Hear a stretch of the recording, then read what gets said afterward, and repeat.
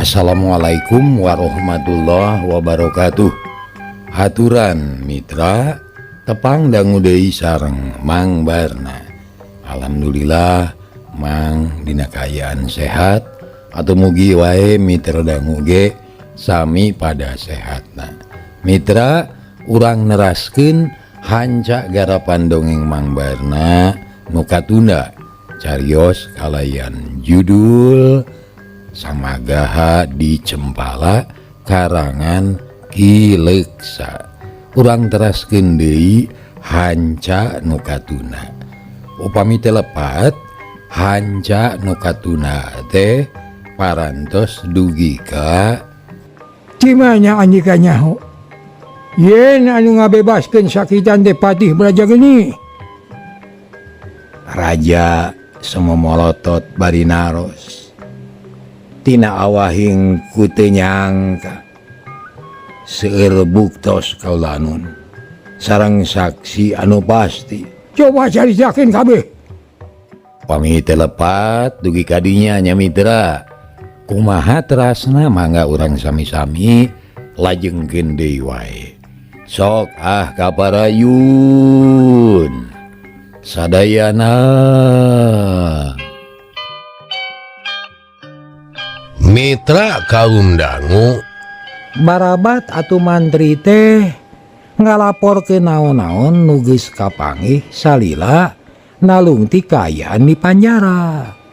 Atuh ari geus didadarkeun salengkepna mah ngahuleng Kanjeng Raja teh.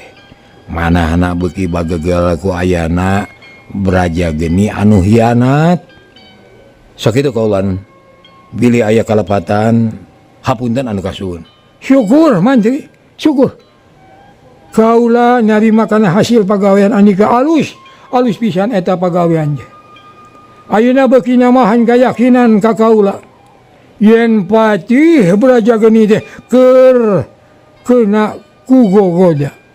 Kabawa ku sakaba-kaba tepi ka tega eta hianat poho kana kewajiban. Ceuk Kanjeng Raja bari semu anu ngalima.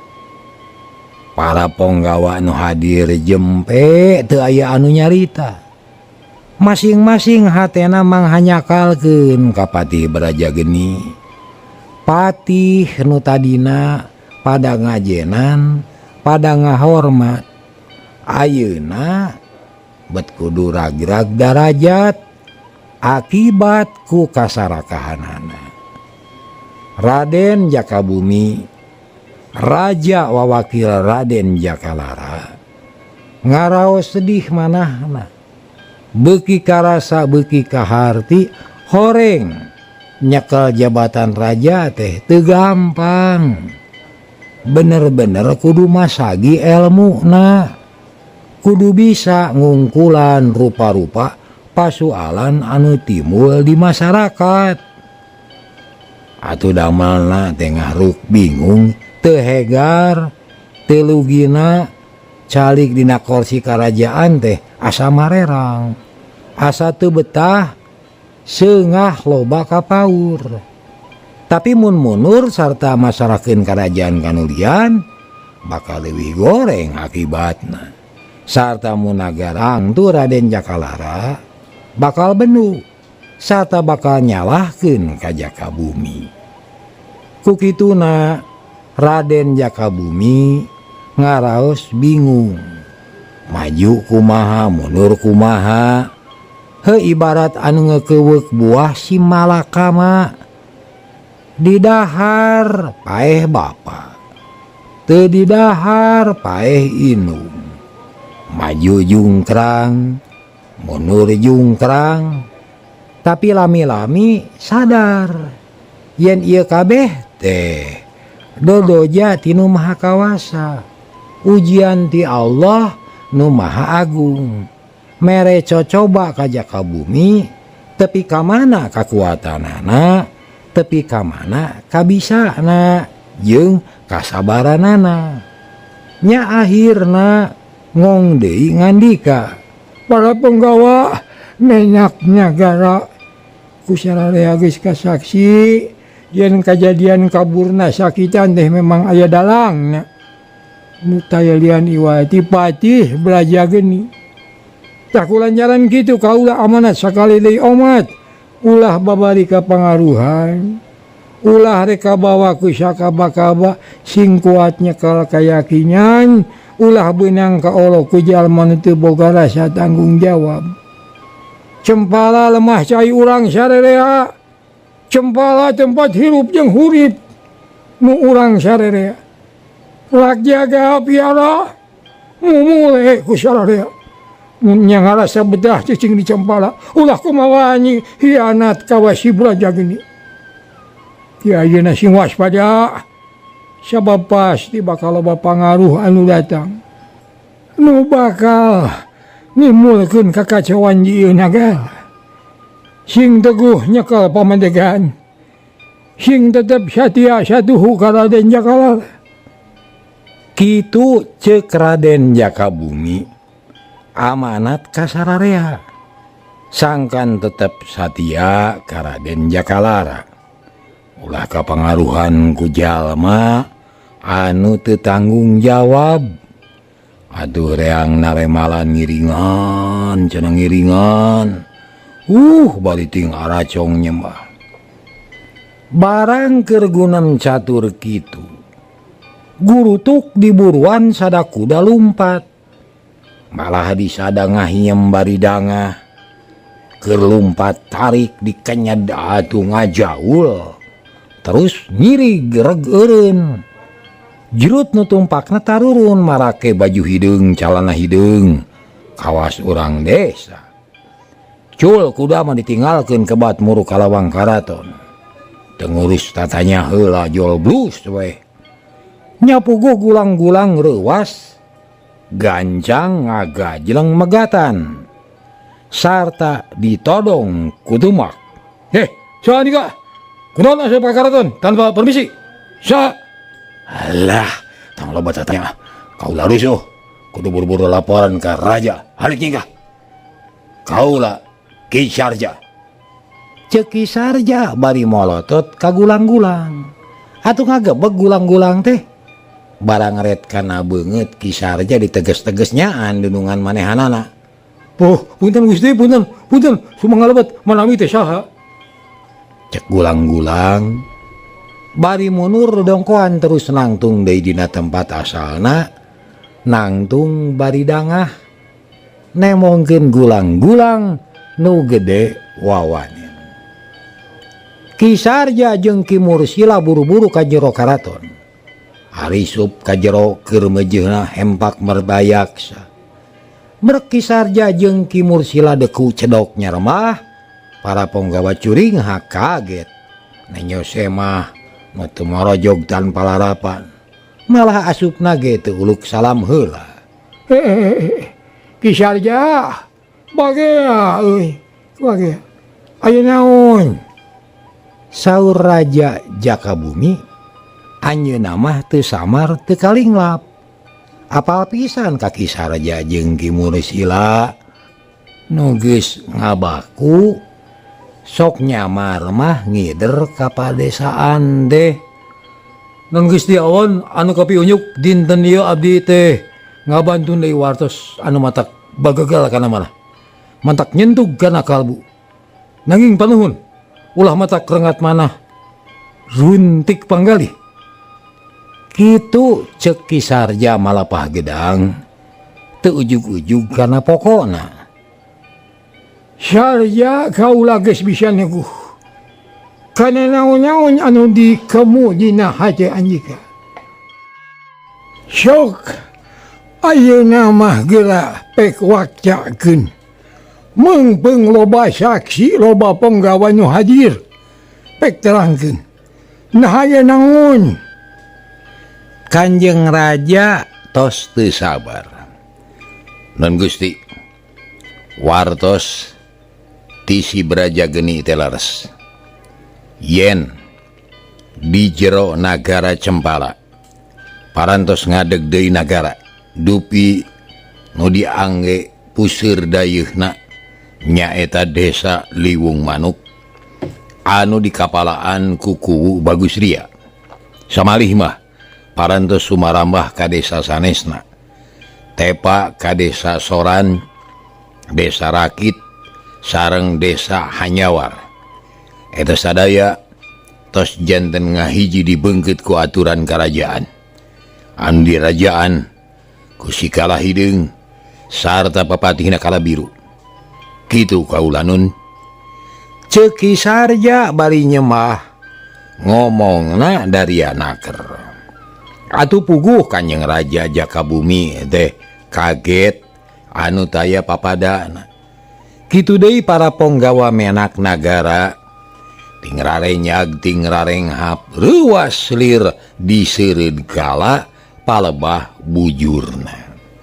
Baru bener aya nu ngajegeun nagara kurang aja. Ieu mah lain antepeun kudu buru-buru dibasmi. Kanjeng Raja bendu raraina geuneuk waosna kakerot leres kaula Nun Gusti sanes antepeun nu kitu patut mah kedah enggal dibasmi margi lir ibarat manganeuh upami diantep teh ngaruksakana tangkalna. Cek salah saurang ponggawa tanes naker Kelanang ulah getas harupakeun. Cika ulah rek nanya ka maneh Sarja. Nah kumaha cek pamadegan maneh? Naon nu jadi tujuan napangna si Kalahideung bet kumawani ngadegeun nagara di tengah nagara?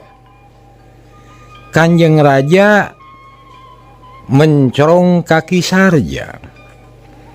Nun Gusti numutkeun wartos nu katampi mah Kalahideung teh hayang ngadeg jadi raja di raja, hayang ngarajaan nagara Cempala kitu kaula Nun Gusti.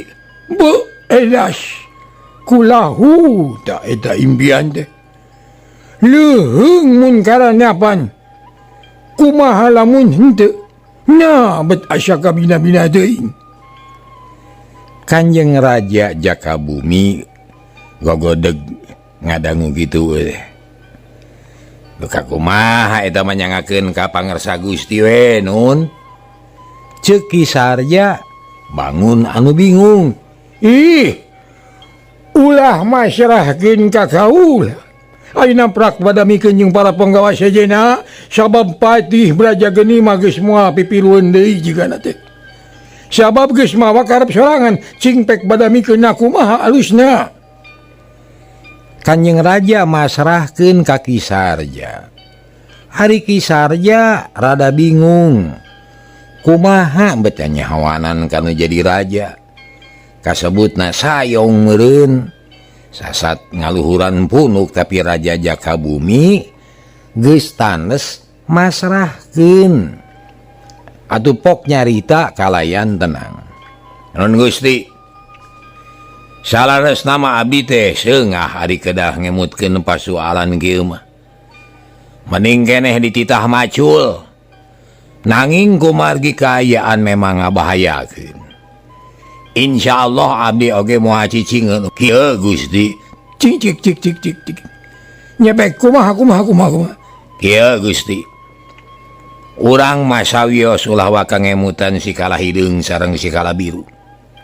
Sarta ulah waka ngayakeun tindakan naon-naon. Saena mah bandungan we heula. Nah aku maha ketakna patih Braja Geni.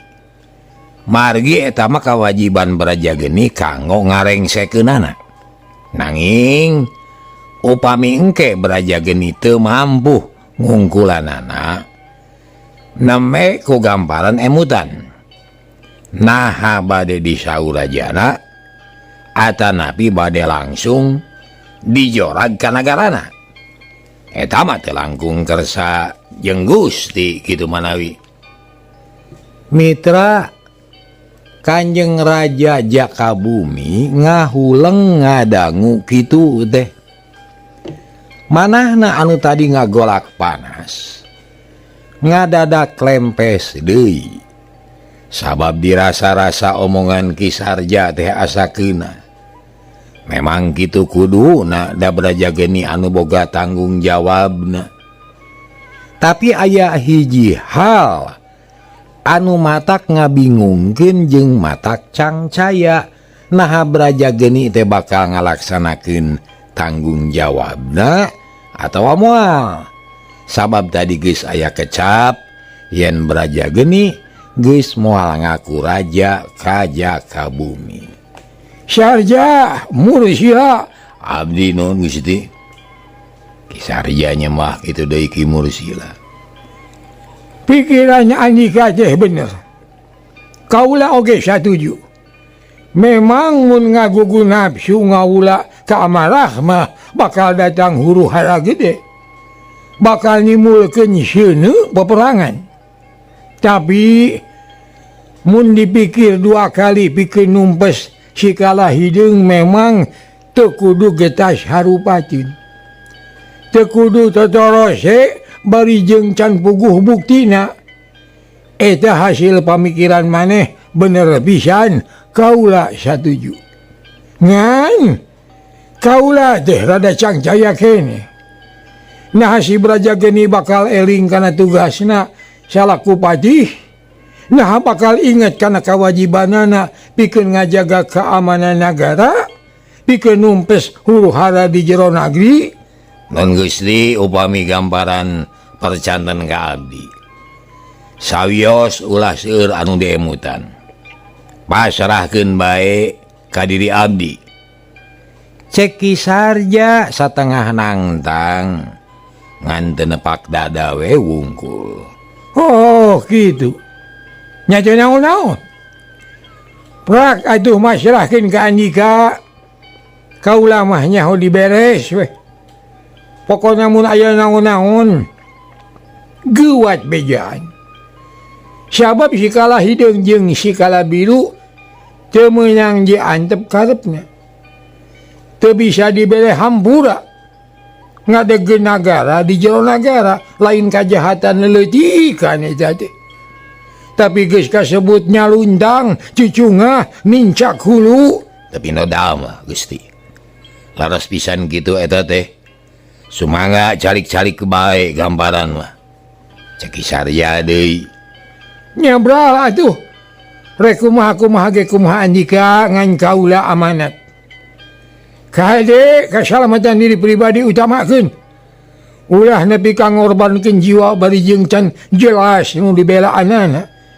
Sakira bisa keneh disingkahan mah ulang mundur we. Sumangga Gusti. Tigas dawuh pangandika amit sejawang heula karorompok. Margi itu teh acan disalin-salin acan. Nya. Bra aduh. Cedok nyemah terus cengkat mundur dongko ningalkeun Kanjeng Raja Ki Sarja teh.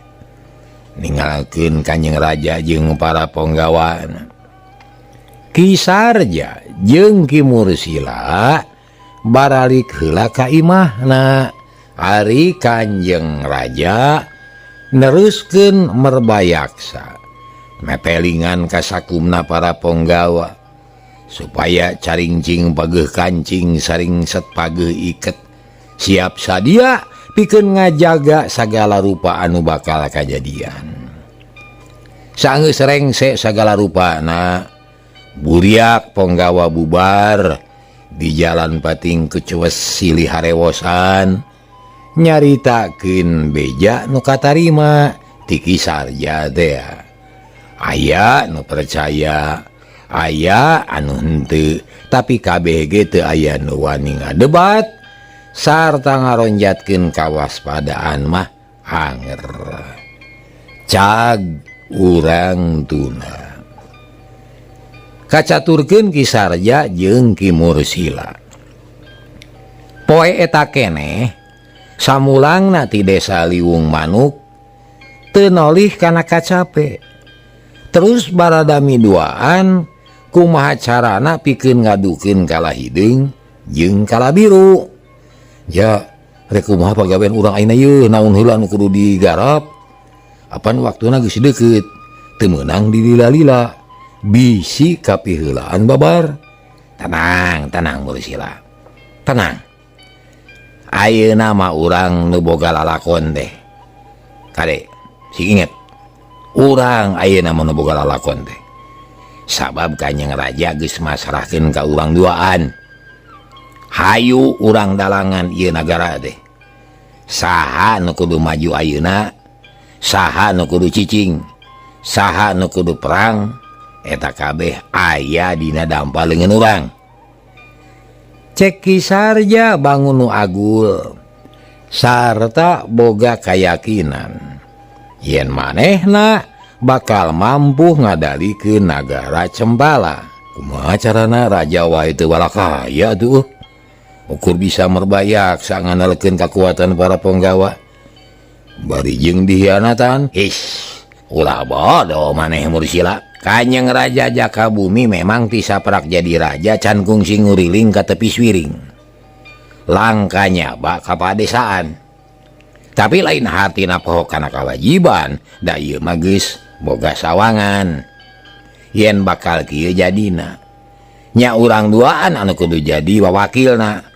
Keun si Braja Geni sina musirkeun perhatianna pikeun ngagoda Kanjeng Raja. Tapi akar Kanjeng Raja aya di urang. Nu matak urang nu kudu kesit dina ngayakeun tindakan. Ceuk Ki Sarja tetela aya bakat kana ngatur siasat pikeun ngayonan kalicikan Braja Geni ngalawan ku kakuatan badan mah memang teu saimbang. Da Braja Geni teh lain lawaneun, tapi kudu dilawan ku uteuk anu tenang tapi tetap waspada jeung hati-hati. Nya yuk atuh ulah ngomong wae ah. Geura wujudkeun nembukurna. Ceuk Ki Mursila. Nyokot lamak bodas. Nyokot jamparing, nyokot kalam euy. Ceuk Ki Sarja bari tutunjuk. Nah, kawas juru tulis wae make kudu nyokot kalam. Ari rek ngagunakeun euteuk mah kudu sagala diayakeun. Naon wae oge bisa jadi pakarang, bisa guna jeung mangpaat jig. Ulah loba omong, ayakeun ayeuna pisan. Mitra atuh Ki Mursila teu baha manehna terus unggah ka imahna neangan lamak bodas, jamparing jeung kalam keur nulisna. Mitra kaum dangu Ki Mursila teu kungsi lila geus balik deui song mikeun barang-barang nu dibutuhkeun ku Ki Sarja. Mahi sakieu lamakna? Mahi, tapi can aya mangsina. Ngan alusna mah mangsina teh ulah ku mangsi biasa euy.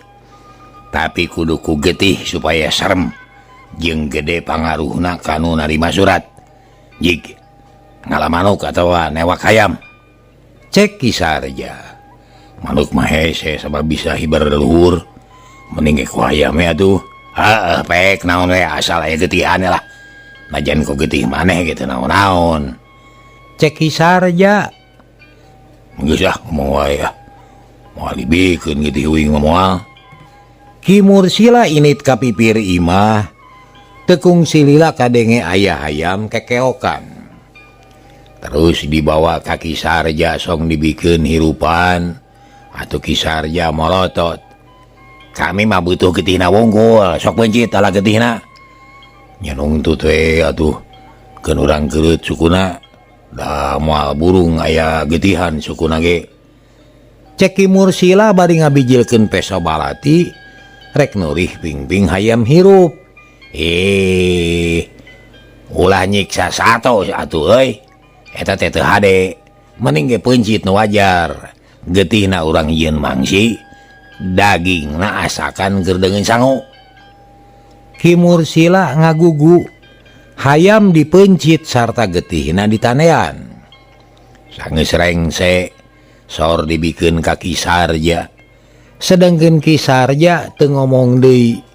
Gutrut nulis mangsina ku getih hayam, dituliskeun kana lamak bodas. Nyapuguh we mani netral jelas pisan. Surat teu panjang, tapi bakal babari ka harti kudu narimana. Geus rengse terus dibeulitkeun kana jamparing. Ditalian ku bola beureum sarta dicap ku jempol. mangsina sarua ku getih hayam. Ayo urang init ka kapatihan, urang ngirimkeun surat. Ceuk Sarja bari mamanergeun dewa, disoren dina tak-tak kenca. Nya hayu, tapi ulah nangarakeun deui euy. Kudu serumputan bisi kanyawan ku barat si Brajageni. Nya heueuh atuh, hari maneh. Ayo ah. Mitra teu laloba omong deui. Terus duanana laleumpang kalayan salse. Ngajugjug ka kapatihan, rek ngirimkeun surat ka pihak si Brajageni.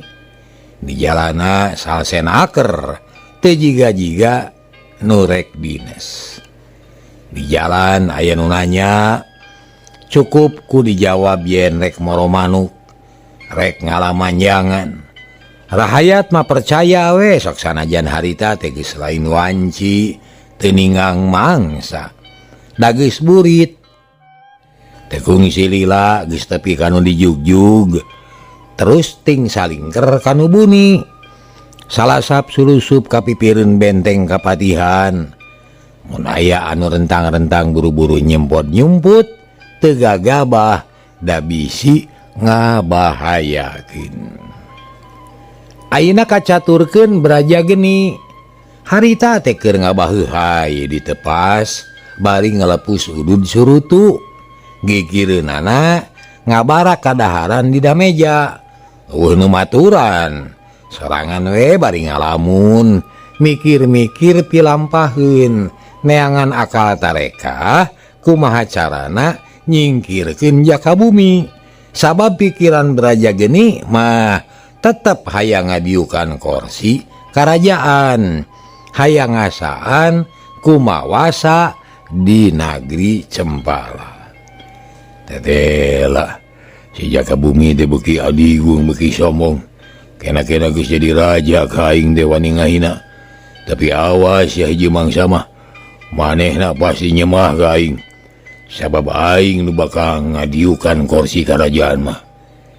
Kitu cek hate Brajageni nu salawasna dipinuhan ku sawangan jeung cita-cita.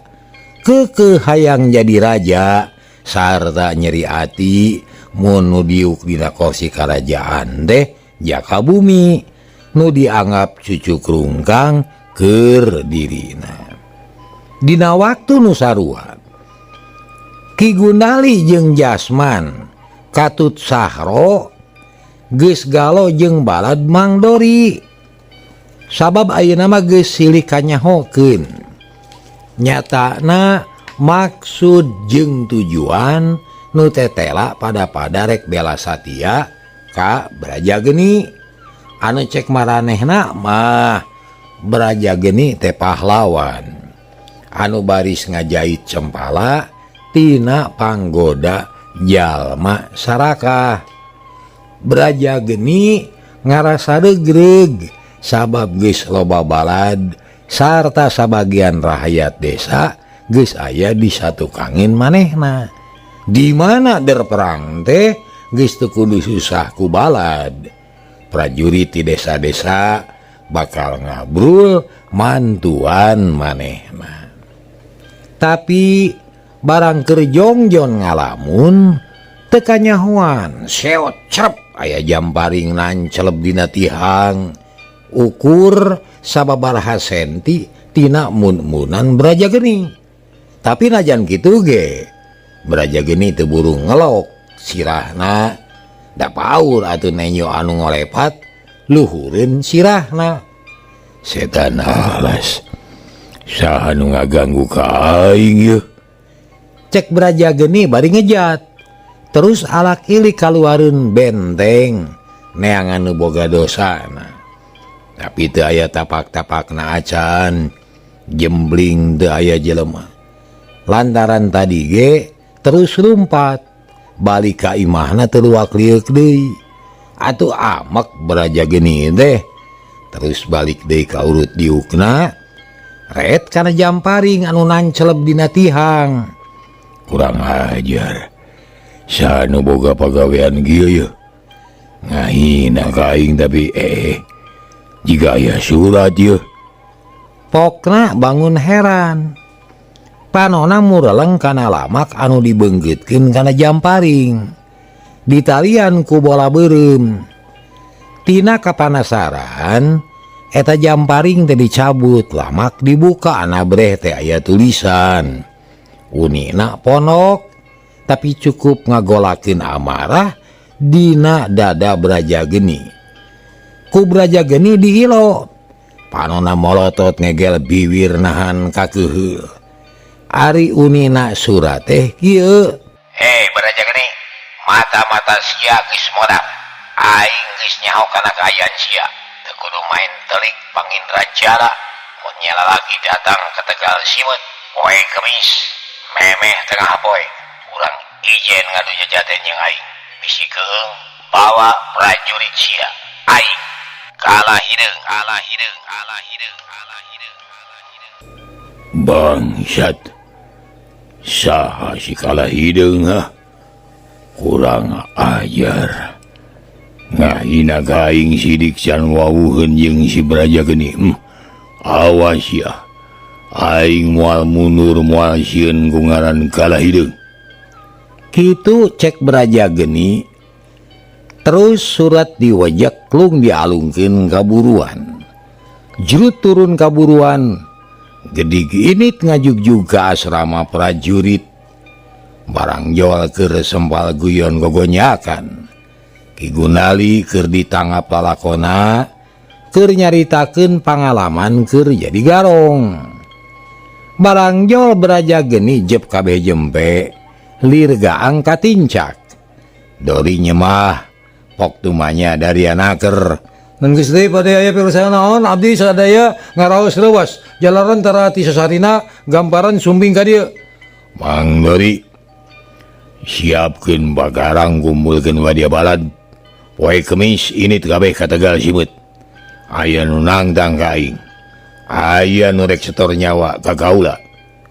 Ceuk Braja Geni bari nulak cangkeng. Ngomongna bari molotot kapangaruhan keneh ku kakeuheul kanu ngirim surat. Mun Gusti, sadayana partos sayogi bakarang perang saya jaga tanaga pon pila lagi tong boros sipating siang dalajan hari tengah wengi oge abdi sadaya parantos siap. Kitu kalau anun Gusti. Ceuk Mang Dori bari nyemah deui. Syukur kade sing iadna. Daina aing rek nanya ka Ki Gunali. Ari sia wawuh ka si kalah hideung. Braja Geni neuteub ka Ki Gunali nu tita tadi olehok wae. Kalah hideung henteu aya ke. Urang emut-emut heula. Saha si kalah hideung teh nya? Eta kitu garong nu kabur ka laut teh ya. Ceuk Ki Gunali manehna rada asa-asa. Sabab kana ngaran mah geus nyaho. Kana rupa geus nyaho. Tapi can ngarasa yakin. Nah kalah hideung nu ayeuna sarua jeung kalah hideung nu bareto atawa henteu. Kalah hideung nu ieu Raja Liwung Manuk. Karajaan anu anyar nu aya di jero nagri Cempala. Da eta nagara nu kudu dipodaran pangheulana. Oh gitu. Keun abdi pajukeun lah. Ceuk Ki Gunali. Memang mangna kaula ngabebaskeun Andika ti jero panjara teh butuh keur numpes si kalah hideung. Prak geura babahanan isukan init ka medan berang. Unyek sumangga Gusti, unyek sumangga. Ceuk Ki Gunali dari anaker manehna segut make jeung sanggup. Mitra kaum dangu ayeuna kacaturkeun poe Kemis isuk-isuk. Panon poe geus moncorong di tebeh wetan. Cahayana sumiratnya angan nagri Cempala. Manuk recet di sarada mapag sang surya nu satia ngasuh maranehna. Harita Patih Braja Geni geus sagedangdan. Malah para pangawalna geus ngumpul di buruan. Kabeh geus inggil sarta teu tingalin pakarang gagaman perang. Ki Gunali jeung anak buahna geus disalin. Pakaianana sarua jeung nu sejen, buuk dicukur teu ngarewi gawa sayang kaak ayeuna mah. Braja geni nangtung, bari nulak cangkeng. Mureleng ka wadia balad, nu kacoceng hiji, katambahan deui 3. Tapi pikeun Braja geni geus ngarasa cukup sakitu oge, sabab Ki Gunali jeung anak buahna dianggap jelema kuat, 1 banding 10. Para prajurit sakabeh, coba maju ka dieu aing hayang leuwih eces. Sok maju ka dieu sing deukeut. Kaula rek mere amanat anu pamungkas pikeun maraneh. Ceuk Braja geni bari terus gugupai. Rob anak buahna ngaronom teu ngurus buras baris. Padu kumpul we dengan wawelasan kabehna ge. Ki Gunali panghareupna malah awakna ge kawilang pangwawegna. Pantes dijieun hulu balang teh. Mulai persel naon Gusti? Kieu. Poe Kemis urang menang panangtang ti balad Sikala Hideung. Amanat kaula podaran sakabeh anak buah Sikala Hideung ulah aya anu disesageun. Mun aya gegedugna nu rada teuas, hareupan kumaneh Gunali. Mun teu kuat ulah maksakeun. Nyawa kudu diirit-irit, sabab urang mah baladna saeutik. Jeung deui musuh sang hareupaneun lain hiji, tapi loba. Pasukan si Jakabumi ge bisa jadi bakal adu hareupan jeung urang di medan perang. Tak kulantaran gitu, lamun teu kuat meunang ngejat, salametkeun diri keun aing nu baris maju. Ngan samemeh aing maraneh heula tangtuna oge. Prak tembongkeun kasatiaan maraneh ka Cempala, kasatiaan ka Braja Geni. Kitu pok-pokanana Braja Geni ka anak buahna. Atuh anak buahna reang naremalan mangga cenah saur manuk. Nu boga pedang nyekel pedang nu mawa tumbak ngacungkeun tumbak. Ki Gunali bekah liang irungna asa dipercaya ku Braja Geni. Non Gusti hirup abdi gagah abdi pinter abdi. Sejadi baktikeun ka Gusti Braja Geni ka Cempala. Nagara aman raharja. Gusti mah ulah was-was, calik-calik we sing raos. Keun daya anak buah abdi si Jasman jeung si Syahro. Ieu teh duana oge kenging nyipuh kawon soteh ku gamparan kuno sejen mah teu sieun. Percaya bral adu geramiang, ceuk Braja Geni bari nunjuk ka Tegal Simet. Teloba catur bring sarerea init pating jaligrah, kabeh ge dangah bangun gagah, taya karisi karempan, taya kasieun ka keung. Teu saladar yen maranehna teh dijieun eupan ku Braja Geni. Mun geus der perang teh mah pangheulana baris nemahan pati. Tapi kabeh ge teu inget kadinya, da eta boga rasa yen dirina leuwih kuat sarta nganggap teu bisa naon-naon kanulian, katurug-turug kapangaruhan ku kagagahan Braja Geni anu memang lain beja. Ari Braja Geni manehna mah tumpak kuda sorangan, jeung deui initna teu bareng ngahaja maneurikeun maneh nuturkeun pasukan anu geus maju leuwih ti heula ngajugjug ka Tegal Simet. Di perjalanan guk-gok tepung jeung rahayat nagri Cempala, malah lain hiji lain dua. Ponggawa nagara Cempala nu amprok di jalan ditanya gitu ditaremalan ngaberung lempang muru ka medan perang kawas anu teu sabar hayang geraprak ngadu jajaten.